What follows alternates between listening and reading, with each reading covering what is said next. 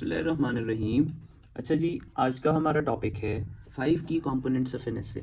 जैसा कि आप लोग जानते हैं कि पिछली वीडियो में हमने डिस्कस किया कि एसे के 5 मेजर पोर्शंस कौन कौन से हैं, जो कि थे ब्रेनस्टॉर्मिंग, आउटलाइन, इंट्रोडक्शन, बॉडी और कंक्लूजन। ठीक है, फिर हमने डिस्कस किया कि उनके आइडियल प्रोपोर्शंस क्या हैं। फॉर एग्जांपल, अगर हमने 2500 वर्ड्स कैसे लिखना है तो उसमें हम आउटलाइन कितने वर्ड्स की लिखेंगे, इंट्रोडक्शन कितने वर्ड्स का लिखेंगे, इसी तरह बॉडी और कंक्लूजन।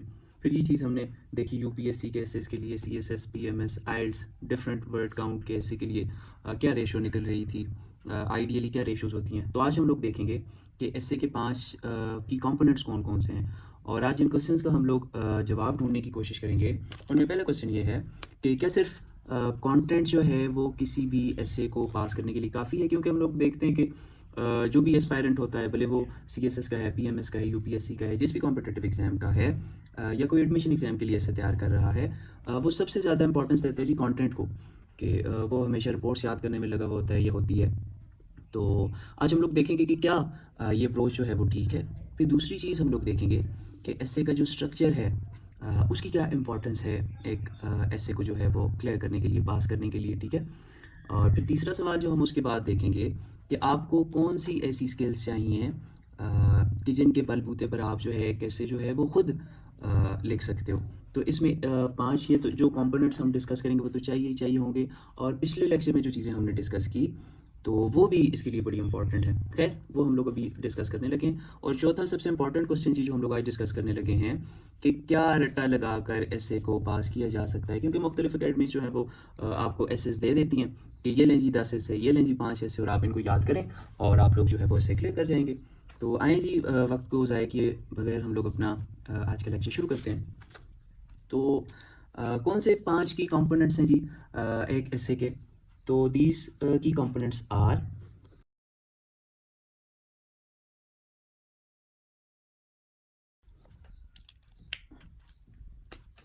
अब जी, जब हम एक एसे लिखते हैं तो उसमें कभी भी सारे के सारे नंबर आपके कंटेंट के नहीं होते। ठीक है, चीज़ें डिवाइडेड होती हैं। एग्जामिनर इसको इस तरह देखता है कि 100 में से 20 नंबर जो है वो आपके स्ट्रक्चर के होते हैं, 20 नंबर आपके ग्रामर के होते हैं, 20 नंबर आपके कंटेंट के होते हैं, 20 नंबर आपके एक्सप्रेशन के होते हैं, और इसी तरह 20 नंबर आपके आर्ग्यूमेंट्स की वैरायटी और डेप्थ के होते हैं। तो ये जो तैयारी करने की ये स्ट्रेटेजी है, ये वो स्ट्रेटेजी है कि जो आपको ऐसे जो है वो पास करवा सकती है आसानी से।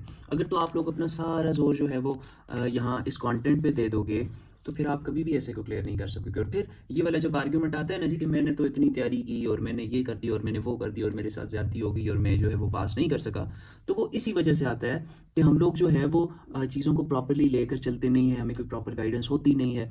तो ऐसे को तैयार करने का सबसे बेहतर, अगर आप यहाँ पे 100% तैयारी करने की बजाय अगर इन चीज़ों को आप 50% भी तैयार कर लो, आपका स्ट्रक्चर अच्छा हो जाए, आपकी ग्रामर इंप्रूव हो जाए, आप अपने एक्सप्रेशन इंप्रूव करने लग जाओ, अपने आर्ग्यूमेंट्स जो है उनकी डेप्थ और वैरायटी पे काम करो, और फिर आप अगर फिर हम लोग इस वीडियो के आखिर में एक चीज़ ये भी देखेंगे कि फॉर एग्जांपल अगर आपका कंटेंट वीक है जी, हमने ऐसे लोग भी देखे जिनका कंटेंट बहुत वीक था और वो ऐसे को क्लियर कर गए, तो वो क्या वजह है जी, तो वो चीज़ भी हम लोग डिस्कस करेंगे इसके साथ। तो सबसे पहले तो हम लोग जी स्टार्ट लेते हैं जी स्ट्रक्चर से कि स्ट्रक्चर क्या चीज़ है।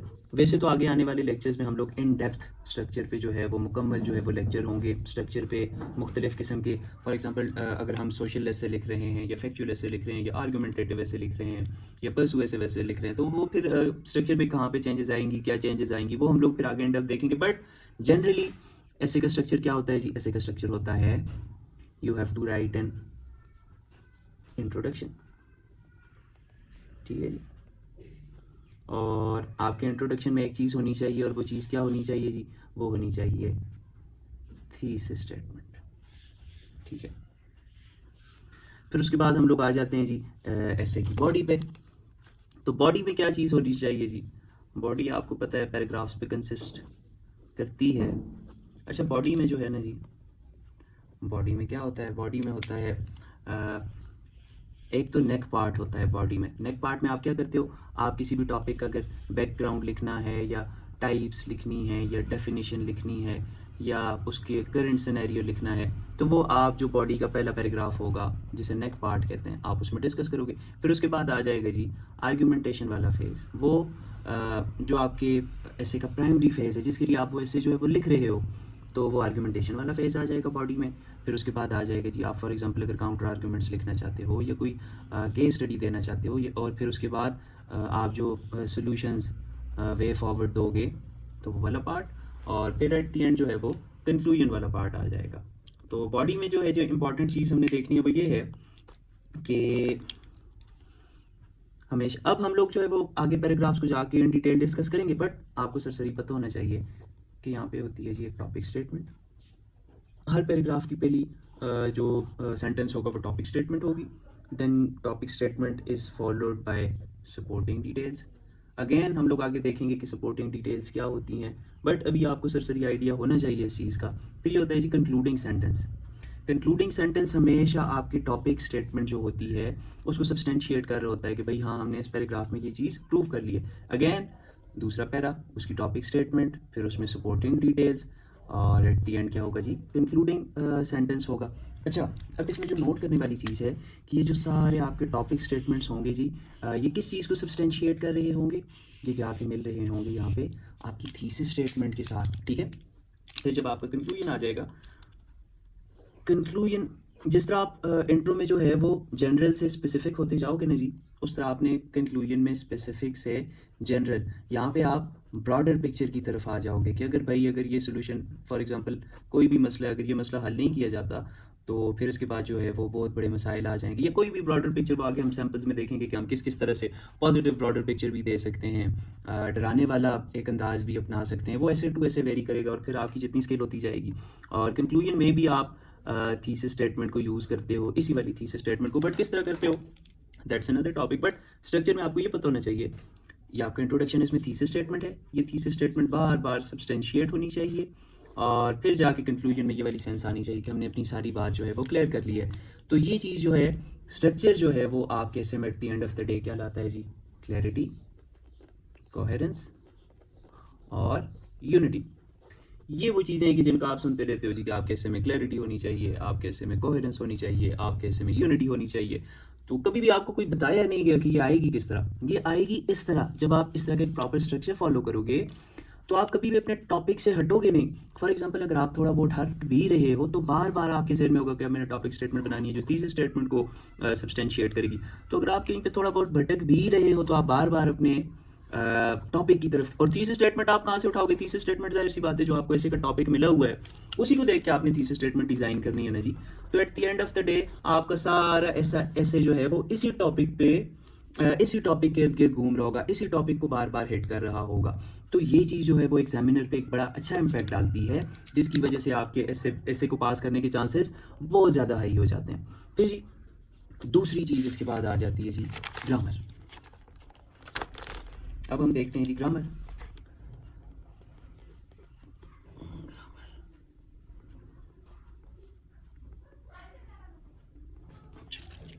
अब जैसा कि हम लोगों ने पिछली वीडियो में देखा कि ज़ाहिर है आप एक टॉपिक अटैम्प्ट करते हो, एक एसे अटैम्प्ट करते हो। एसे क्या चीज़ है जी, एसे किस तरह बनता है, एसे बनता है पैराग्राफ्स,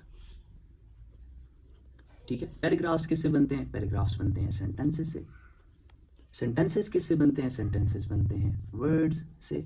वर्ड्स क्या चीज़ होती है जी, वर्ड्स होती है जी आपकी वोकैब्युलरी। तो ये वो चीज़ है जो साबित करती है कि भाई ये वो वजह है कि जिसके लिए आपको अपने ग्रामर पे काम करना पड़ेगा। आपकी जब तक आपको ये नहीं पता कि सेंटेंस स्ट्रक्चर जो है वो क्या चीज़ है, ठीक है, सेंटेंस स्ट्रक्चर क्या चीज़ है, एक सेंटेंस को किस तरह स्ट्रक्चर किया जाता है, फ्रेजेस क्या हैं, क्लॉजेस क्या हैं, कंजंक्शंस क्या हैं, एडजेक्टिव की क्या पोजीशन हो। फॉर एग्जांपल अगर एक सेंटेंस में 3-4 एडजेक्टिव्स आ रहे हैं, साइज भी आ रहा है, ओरिजिन भी आ रहा है, प्लेस भी आ रही है, मटेरियल भी आ रहा है, तो फिर उनकी क्या पोजीशनिंग आपने करनी है। तो सेंटेंस स्ट्रक्चर इसमें बहुत सारी चीज़ें आ जाएंगी, वो हम लोग आहिस्ता आहिस्ता फिर ग्रामर के पोर्शन में डिस्कस करेंगे। तो अभी मकसद ये है कि आपको अपनी ग्रामर पे काम करना पड़ेगा, तब आप जाके जो है वो ऐसे को क्लियर कर सकते हो। सिर्फ अगर आपका कंटेंट अच्छा है, आपने अच्छी रिपोर्ट्स रट ली हैं, बट उन रिपोर्ट्स के सारे ही तो आप सारे ऐसे नहीं लिख सकते, आपको कुछ ना कुछ चीज़ें लिंकेज खुद डेवलप करने पड़ेंगे, फिर कहीं पे जाके आप वो रिपोर्ट्स डालोगे।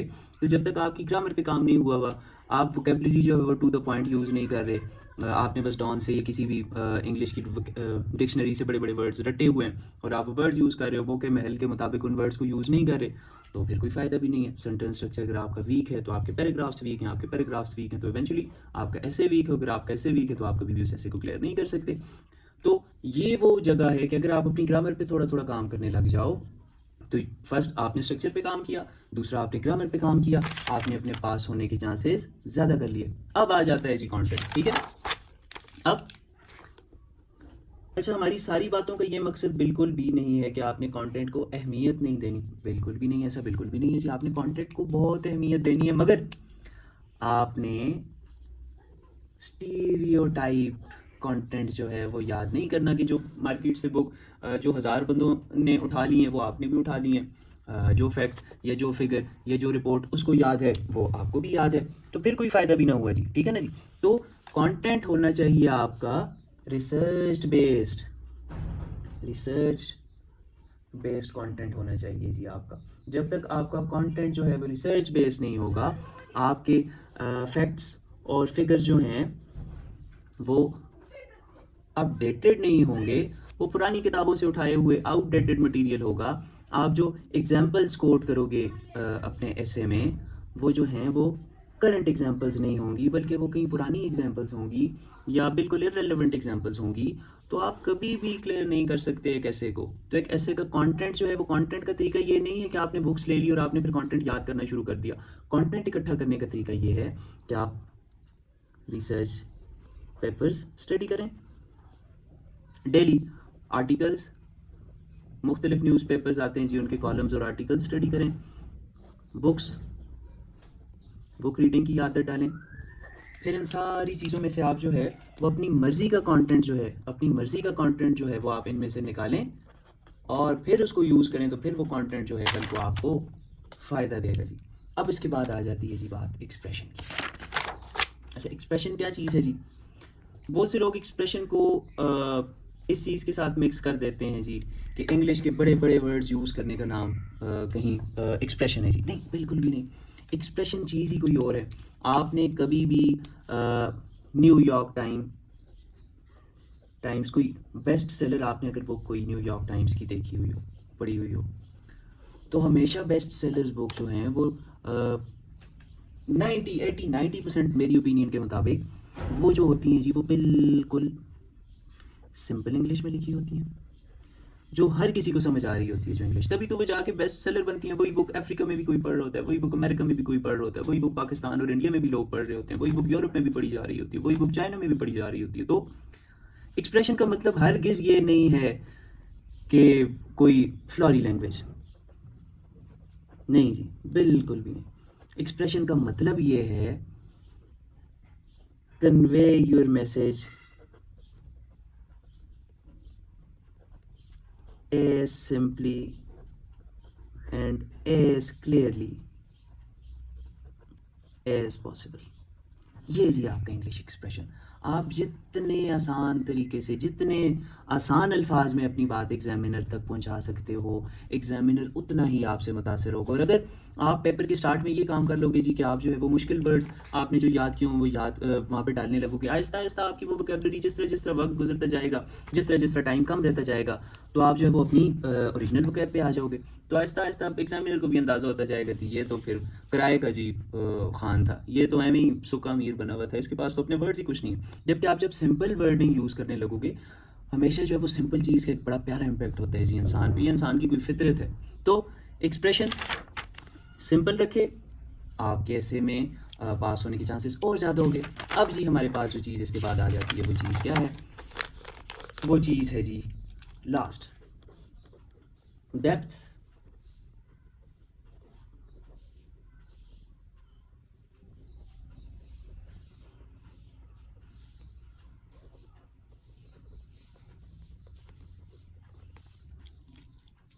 हमेशा आपने इस तरह करना है कि अपने आर्ग्यूमेंट्स की वैरायटी और डेप्थ हमेशा दूसरे लोगों से बेहतर रखनी है। वैरायटी किस तरह आएगी जी? मैंने आपको भी पीछे बताया, जब आप रिसर्च पेपर स्टडी करेंगे, मुख्तलिफ आर्टिकल्स और कॉलम्स पढ़ेंगे, मुख्तलिफ बुक्स से मुख्तलिफ ऑथर्स के आर्ग्यूमेंट्स जो हैं वो इकट्ठे करेंगे अपने पास, तो आपकी आर्ग्यूमेंट्स में वैरायटी भी आएगी। फॉर एग्जांपल अगर आप इंडिया में यूपीएससी दे रहे हैं तो आपने सिर्फ इंडियन ऑथर्स को स्टडी नहीं करना, आप पाकिस्तान के ऑथर्स को स्टडी करें, आप यूरोपियन ऑथर्स को स्टडी करें, पाकिस्तान के तो खैर ऑथर्स ही गिने चुने हैं।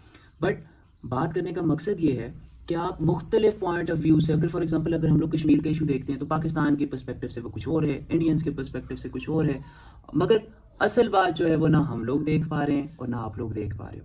वो बात जो है शायद वो कोई यूरोपियन ऑथर जो है वो देख पा रहा हो, तो आप उसका इस तरह आपके आर्ग्यूमेंट्स में वैरायटी भी आएगी और एग्जामिनर पे भी एक अच्छा इम्पैक्ट पड़ेगा कि भाई ये कोई छोटी सोच का मालिक बंदा नहीं, क्योंकि जब आप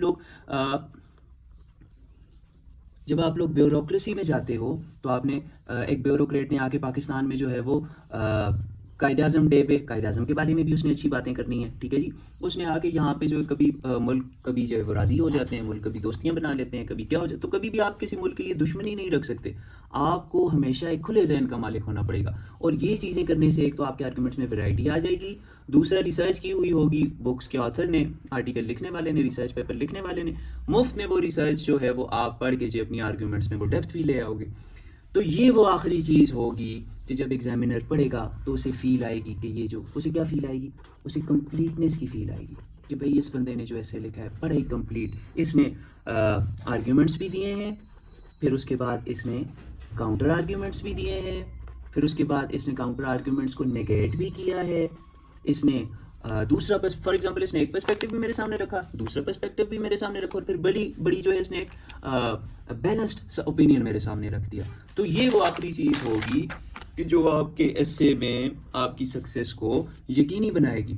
तो ये वो सारी चीज़ें हैं जी कि जो एक एस्पायरेंट को वो है at the end of the day essay pass करवाती हैं। अगर आप अपना वो सिर्फ इनमें से किसी एक चीज़ पे रख लेंगे, या वो ग्रामर पे पकड़ लेंगे, या कंटेंट पे पकड़ लेंगे, या आर्ग्यूमेंट्स पे पकड़ लेंगे, तो फिर आप कभी, जब तक आप ये सारी चीज़ें फॉलो नहीं करेंगे और इनमें थोड़ी थोड़ी इंप्रूवमेंट ला के आप 40 नंबर जो है वो 40% मार्क्स जो है वो स्कोर कर सकते हैं, बिल्कुल। और अगर एक चीज़ पे आप 100% फोकस भी करेंगे तो वो कभी भी, तो इसलिए कहते हैं कि आपने अगर बहुत ज़्यादा मेहनत भी की हुई, कुछ लड़के कहते हैं कि मैंने बहुत इतना काम किया जी और मैं पास नहीं कर सका, तो वो वजह ये है कि अगर फॉर एग्जांपल आपने एक या दो जगह अपनी स्ट्रॉन्ग कर भी ली, आपने 3 को बिल्कुल इग्नोर कर दिया, आपके मुकाबले में वो कहते हैं जी उस बंदे ने तो इतना काम किया ही नहीं था, वो निकल गया, उसने 5 पे थोड़ा थोड़ा काम किया हुआ था, वो आपसे eight the end of the day बेहतर हो गया। आपने 2 चीज़ों पर या एक चीज़ पर काम किया हुआ था, आप रह गए। अब क्वेश्चन ये था जी कि क्या रट्टा लगाकर ऐसे को पास किया जा सकता है? तो सिर्फ अगर आप कहें कि रट्टा लगाकर तो नहीं किया जा सकता। हाँ, अगर आपने साथ ये इन कंपोनेंट्स पे भी काम किया हुआ है और इसके साथ आपने कोई इस तरह की चीज़ याद की हुई है, तो फिर अगर आपकी किस्मत किसी जगह अच्छी है, कोई टॉपिक आपने इस तरह का याद किया कि वो एग्जाम के टॉपिक के साथ जो है वो कुछ हद तक रिलेट कर गया, तो फिर आप कर सकते हैं। बाकी रट्टे वाला सीन जो है वो कोई इतना कामयाब सीन नहीं है।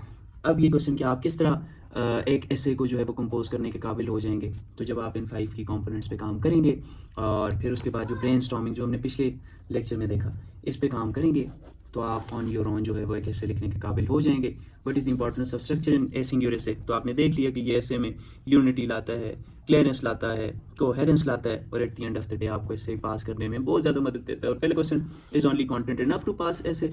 नो जी, बिल्कुल भी नहीं। कंटेंट की बुनियाद पे आप कभी भी एक सारा का सारा ऐसे कभी भी पास नहीं कर सकते। अब देखते हैं कि ऐसे की रिक्वायरमेंट्स क्या होती हैं। जैसा कि हम लोगों ने अभी देख लिया कि ऐसे में बुनियादी तौर पे होती हैं जी चीज़ें दो। एक चीज़ तो होती है जी कंटेंट और एक चीज़ होती है जी फॉर्म। कंटेंट क्या है जी? कंटेंट है फैक्ट्स,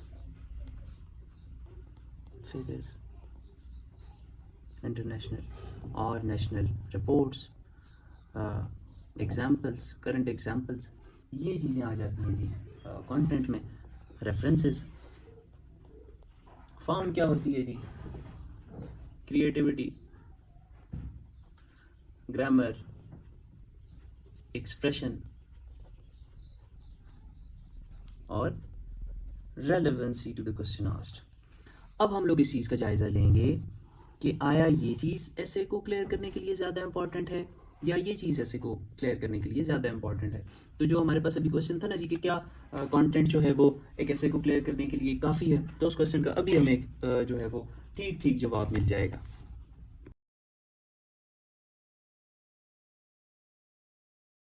तो आपका अब हम देखते हैं जी कि कंटेंट स्ट्रॉन्ग है और फॉर्म वीक है, तो क्या आप ऐसे को क्लियर कर सकते हो? कभी भी नहीं, ये तो बिल्कुल अनएक्सेप्टेबल है। अच्छा, अब हम दूसरा केस देखते हैं। दूसरे केस में जी आपका कंटेंट वीक है और आपकी फॉर्म स्ट्रॉन्ग है, तो क्या आप इस केस में ऐसे को पास कर सकते हो? मोस्ट प्रोबेबली जी, क्योंकि ये एक एक्सेप्टेबल फॉर्म है जी हमारे पास। ये वो जगह है कि यहाँ आप, अगर आपकी ये सारी क्रिएटिविटी भी है, ग्रामर भी ठीक है, एक्सप्रेशन भी ठीक है, रेलेवेंसी भी है, स्ट्रक्चर को भी आपने कम्प्लीटली फॉलो किया हुआ है, तो यहाँ पे बहुत ज़्यादा चांसेस हैं कि आप अपने ऐसे को पास कर सकते हो। तीसरा केस देखते हैं जी, ये भी स्ट्रॉन्ग है, फॉर्म भी स्ट्रॉन्ग है, तो ये तो डिज़ायरेबल केस है जी, इसमें तो आपके फेल होने के चांसेस है ही नहीं है। अच्छा, आखिरी केस, ये भी वीक है, ये भी वीक है, तो फिर तो आपको पता है कि फिर तो आप पास कर ही नहीं सकते। सो ये था जी आज का हमारा लेक्चर। अगर आपको पसंद आया तो काइंडली अपने उन दोस्तों के साथ ये वीडियो शेयर करें जो कि एकेडमीज़ और महंगी गाइडेंस जो है वो अफोर्ड नहीं कर सकते।